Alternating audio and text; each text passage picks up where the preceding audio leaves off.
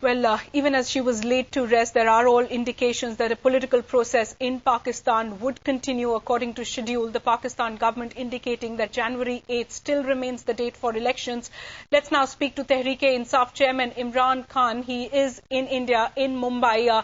Imran, thanks very much for speaking to us here on India at 9.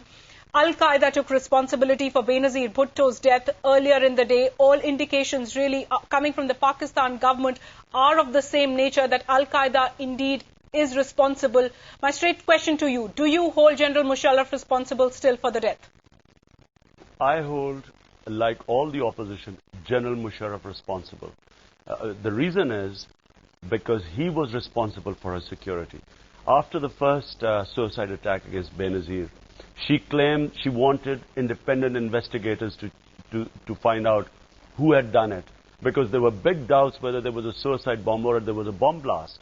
And it's very easy for General Musharraf's government, whenever there is an attack, it's always blamed on Al-Qaeda or the terrorists. But there were other stakeholders in this, people who've been in power for 5 years. How do we know who was responsible? So therefore, she should have, first, there should have been a proper investigation, which there wasn't. And secondly, she should have been provided more security. How did these people get so close to her when General Musharraf knew she was a target?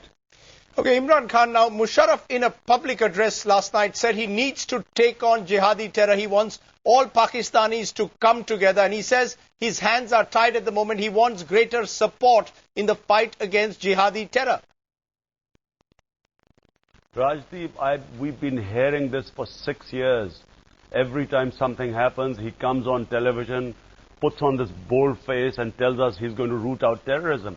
Yet, terrorism is growing by the day in Pakistan.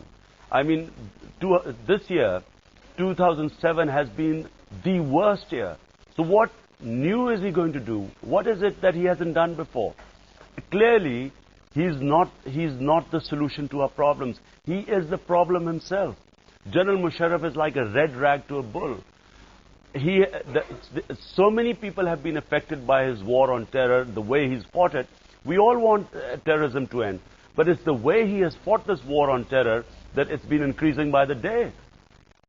Okay, you're saying he's not the solution, he's a problem in that sense. My question again to you, Mr. Khan, would be, what specifically do you want? Given that the situation in Pakistan at this point in time is very chaotic, the Interior Ministry has come out with a detailed explanation of what they think happened. What specifically do you want from the government of the day?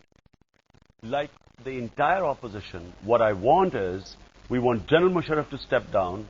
We want him to have a caretaker government of consensus, all parties agreeing on a caretaker setup. We want the judiciary to be reinstated, and we want that judiciary to conduct an inquiry into this assassination of Benazir. And then we want free and fair elections. That's the only way out of this. Okay, now Imran Khan, you have been her staunch political rival. You were a political rival of Benazir Bhutto, and you were critical of her. But how will you judge Benazir? More importantly, how will history, you believe, judge Benazir Bhutto? Well, a very courageous woman. I mean, she knew the stakes. She knew the threat she faced. She was under no illusion that she was a target. And for her to have then gone around and hold these public rallies, you know, I mean, I haven't seen anyone as courageous as her. Imran Khan, Pakistan very tense at the moment, but do you believe the glass is half full? In fact, I'm more optimistic than ever before. I think that there's a huge change in Pakistan. The independent media, which has been clamped down upon now. I mean, General Musharraf, from November 3 onwards, clamped down on the media, sent the judges home. 60% of a judiciary was sacked by him, unconstitutionally. But the lawyers' movement and the media have changed Pakistan. There is tremendous political awareness. People want democracy. People will not accept these sham elections. And in my opinion, we are passing through a transition from dictatorship to a democratic setup. It's going to be a painful transition.